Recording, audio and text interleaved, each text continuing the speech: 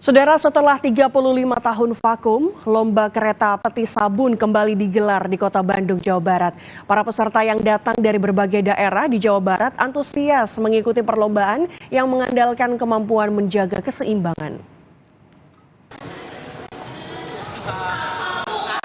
Komunitas pencinta otomotif menggelar lomba kereta peti sabun atau Softbox Derby di Jalan Diponegoro, Kota Bandung, Jawa Barat. Dalam kompetisi kereta peti sabun, para peserta menggunakan kendaraan yang mereka desain sendiri dari bahan-bahan sederhana namun sesuai dengan standar yang sudah ditetapkan. Lomba unik ini terakhir kali digelar pada tahun 1988. Setelah kosong kegiatan selama 35 tahun, lomba kereta peti sabun disambut antusias oleh para penggemarnya. Lomba kereta peti sabun diikuti 120 peserta yang datang dari sejumlah daerah di Jawa Barat. Sebanyak 12 peserta adalah anak-anak, 22 remaja, dan sisanya adalah orang dewasa yang ingin bernostalgia dengan kegembiraan di masa lalu. Dalam lomba ini, para peserta harus adu cepat di lintasan sepanjang 175 meter menuju garis finish. Kepiawaian peserta menjaga keseimbangan antara berat badan pengemudi dengan kereta peti sabun pun diuji. Banyak peserta yang kandas di tengah lintasan.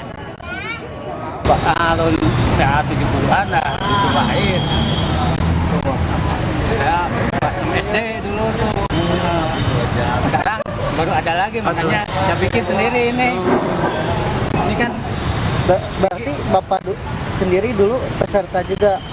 Pernah ikut ini ya, karena ada sejarah gitu, terus ada lagi, jadi pengen ikut lagi gitu kan. Nostalgia lagi gitu. Nostalgia, ya kalau bisa di kalender tahunan lah buat Kota Bandung kan, karena ada beberapa aspek yang terkait.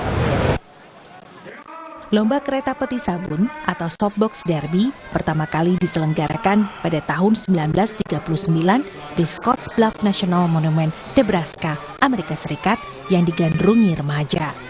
Lomba kereta peti sabun diharapkan menjadi salah satu aktivitas yang membangkitkan sektor pariwisata di Kota Bandung. Sunandar, Kompas TV, Bandung, Jawa Barat.